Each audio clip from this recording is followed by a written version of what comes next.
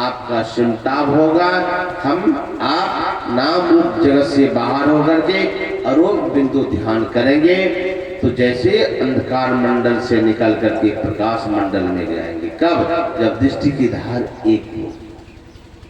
जैसे दृष्टि की धार एक होगी तो अंदर में प्रकाश हुआ, प्रकाश हुआ तो अंधकार से हम निकल गए, एक पर्दा हट गया, एक पर्दा हट गया। अब एक आवरण जब हट गया तो फिर हम आप देवता हो। एक आवरण हट गया तो हम आप देवता हो। अंधकार से निकल गए, प्रकाश में गए तो हम आप देवता हो गए। प्रकाश से भी अगर निकल गए, शब्द मंडल में चले गए, हम आप ईश्वर हो गए। और साधन करके शब्द मंडल से भी जब बाहर निकल जाते हैं, हम निशब्द में चले जाते हैं तो हम आप परमेश्वर। श्री सतगुरु वहां स्वरूप अपना ज्ञान। और यही बात भगवान कह रहे हैं, जब मेरा दर्शन हो गया तो दर्शन का फल क्या है कि जीव को सहज स्वरूप की प्राप्ति हो जाती है। अपना ज्ञान, अपना रूप। क्या ज्ञान होता है? मैं जीव नहीं, मैं ब्रह्म। अहम ब्रह्मास्मि का बोध होता। मैं ब्रह्म हूं, मैं जीव नहीं हूं, मैं ब्रह्म हूं, मैं परमात्मा हूं। अपना ज्ञान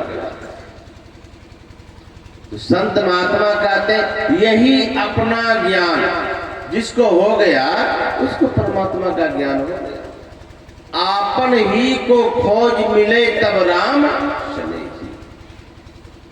अगर परमात्मा को पाना है तो पहले अपना ज्ञान करें। इबादत है किसी नासाद को साध कर देना, इबादत है किसी बर्बाद को आबाद कर देना। यही सीखा है सागर हमने मुर्शिद का कदम छू करके।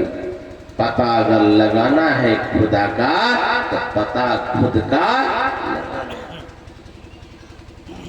जिसको खुद का पता लग गया उसी को खुदा का भी पता मिल जाता।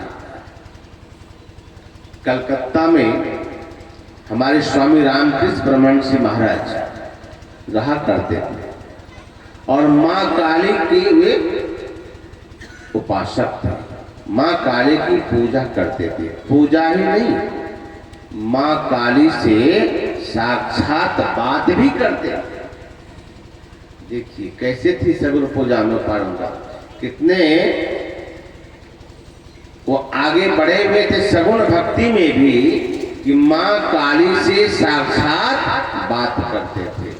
हम लोग तो भगवान का या माँ दुर्गा का, माँ काली का प्रतिमा की पूजा करते हैं और वह साक्षात बात भी करते थे। पूजा करते थे लेकिन साथ साथ माँ काली से बात भी करते थे।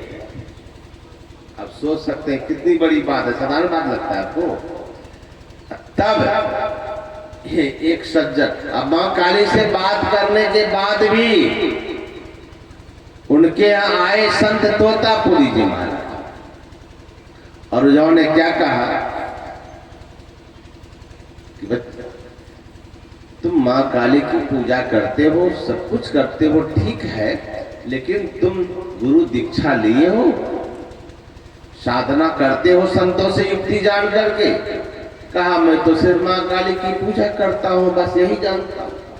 कहा इसी से काम नहीं बनेगा, अगर पूर्ण कल्याण चाहते हो तो मुझसे दीक्षा लेकर के अंदर में साधना करो। तो रामकृष्ण परमहंस महाराज कहते हैं यह बात मैं तभी कर सकता हूँ जब हमारी माँ हमसे कहेगी। तुम माँ से पूछ लो, अगर तुमको माँ कहेगी तुम दीक्षा लेना, माँ नहीं कहेगी तुम मत लेना। रामकृष्ण परमहंस जी महाराज चले गए माँ काली से पूछने के लिए। कहा बाबा आप यही ठहरिए, मैं माँ से पूछ करके आता हूँ। और रामकृष्ण परमहंस जी महाराज माँ काली के पास गए और कहते हैं माँ दरवाजे में एक साधु बाबा आए हैं, और कहते हमसे दीक्षा ले लो और अंदर की साधना करो, तभी तुम्हारा कल्याण होगा। तो माँ काली ने कहा कि बेटा, वो साधु बाबा जो कहते हैं बिल्कुल ठीक कहते हैं।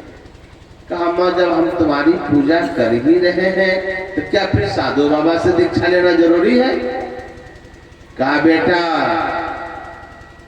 अरे वह साधु बाबा अपने से नहीं आए हैं, मेरे ही प्रेरणा से यहाँ आए हैं। जाओ और उनसे दीक्षा लो और दीक्षा लेकर के अंतर की साधना करो, तभी तुम्हारा जीवन में पूर्ण कल्याण। श्री सद्गुरु महाराज की जय। अब माँ काली कह रही है कि बेटा जाके दीक्षा लो, संतों से युक्ति जान करके साधना करो। या हम कहते हैं हम तो पूजा पाठ करवे करते हैं, क्या करेंगे दीक्षा लेकर?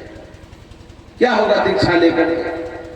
अरे आप बात कर रहे हैं माँ काली से, तब उसका काम नहीं बना, और आप तो सिर्फ फोटो की आगे सामने धूपबत्ती दिखाते हैं, अगरबत्ती दिखाते हैं, फूल चढ़ाते हैं, तब सोचते हैं कि मेरा काम चल जाएगा, मेरा बेड़ा पार हो जाएगा। हम तो माँ काली की पूजा करते हैं, माँ दुर्गा की उपासना करते हैं। अरे आप तो फूल पत्ती चढ़ा करके कल्याण चाह रहे हैं, या तो साक्षात बात कर रहे हैं, तब तो माँ काली कहती है कि तेरा कल्याण नहीं होगा बेटा।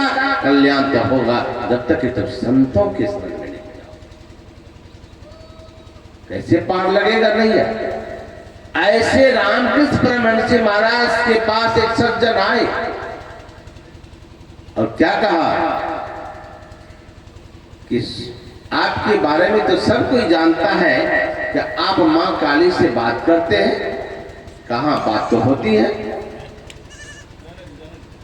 का बात होती है, का इस बार अगर आपकी माँ काली से बात हो तो सुन लीजिए, का इस बार जब आपकी माँ काली से बात हो तो आप उनको हमारे पास भेज दीजिए।